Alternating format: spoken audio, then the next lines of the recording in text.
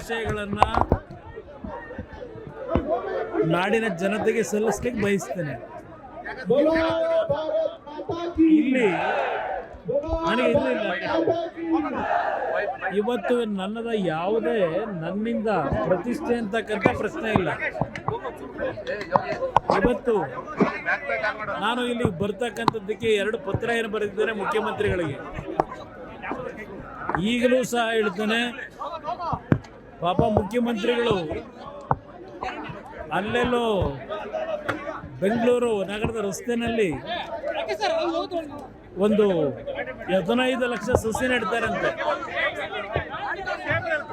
ಇವತ್ತು ಕೆಂಪೇಗೌಡ ಜಯಂತಿ ಸಂದರ್ಭದಲ್ಲಿ 15 ಲಕ್ಷ ಅಲ್ಲಿ ಸಸಿ ನೆಡಕ್ಕೆ ಹೊರಟವ್ರೆ. ಇಲ್ಲಿ 10 ಲಕ್ಷ ಬೆಳೆದಿರ್ತಕ್ಕಂಥ ಉತ್ಕೃಷ್ಟವಾದಂಥ ಮರಗಳನ್ನ, ತೆಂಗಿನ ಗಿಡ, ಮರದ ಅಡಿಕೆ ಗಿಡಗಳನ್ನು ಕಟ್ ಮಾಡಿ, ಬಾಳೆ ಗಿಡಗಳನ್ನ ಕಟ್ ಮಾಡಿ ಇಲ್ಲಿ ಏನೋ ಟೌನ್ಶಿಪ್ ಮಾಡಕ್ಕೆ ಹೊರಟವ್ರೆ. ಅಲ್ಲಿ 15 ಲಕ್ಷ ಸಸಿ ನೆಡೋದಂತೆ, ಇಲ್ಲಿ 15 ಲಕ್ಷ ಕಟ್ ಮಾಡೋದಂತೆ. ಇದು ಇವರ ನೀತಿ.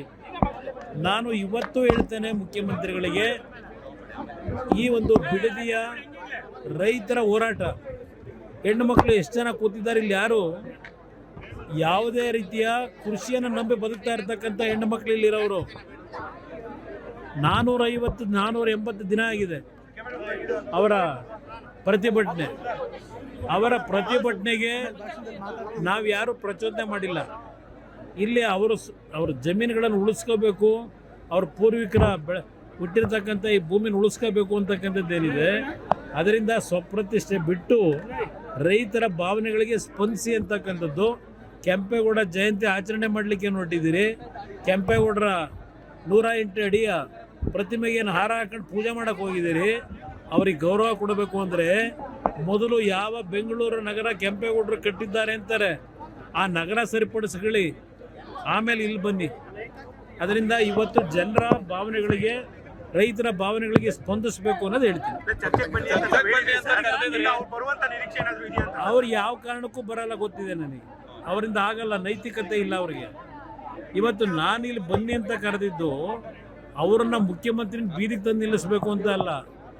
ನಮ್ಮನ್ನು ಬೆಳೆಸ್ತಕ್ಕಂಥವ್ರು ಇಲ್ಲಿ ಕೂತಿದಾರಲ್ಲ, ಆ ಹೆಣ್ಣುಮಕ್ಕಳು, ಹಿರಿಯರು, ಅವರ ಸನ್ನಿಧಾನದಲ್ಲಿ ನಡೀಲಿ ಇದು. 480 ದಿನ ಅವರೇನು ಇಲ್ಲಿ ಕೂತು ಹೋರಾಟ ಮಾಡ್ತಾ ಇದ್ದಾರೆ, ಅವ್ರಿಗೆ ಗೌರವ ಕೊಡಬೇಕು ಅನ್ನೋದಿದ್ರೆ, ಅದರ ಮುಖಾಂತರ ನಾಡಿನ ಜನತೆ ಗೌರವ ಸಲ್ಲಿಸಬೇಕು ಅನ್ನೋದಿದ್ರೆ ಮುಖ್ಯಮಂತ್ರಿ ಅವ್ರ ಮುಂದೆ ಚರ್ಚೆ ಮಾಡಲಿ.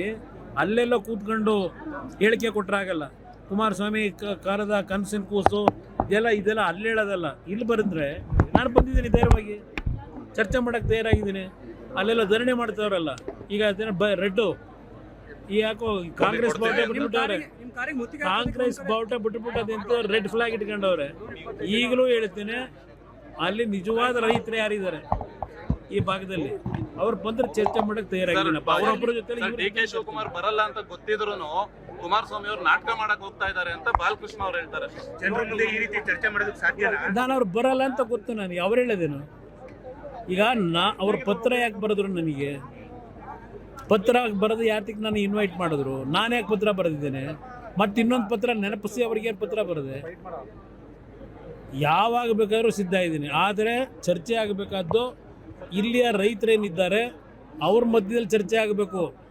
ಒಂದು ಕೆಲಸ ಮಾಡಿ, ನಾನು ಹಿಂದೆ ಹೇಳಿದ್ದೀನಿ, ಹಲವಾರು ಜನ ಗೊತ್ತಿದೆ ಅವತ್ತು ನಾನೇನು ಮೀಟಿಂಗ್ ಮಾಡಿದ್ದೀನಿ ಅಂತ. ಕರೀರಿ ಎಲ್ಲಾರನ್ನು ಮಾಡೋಣ.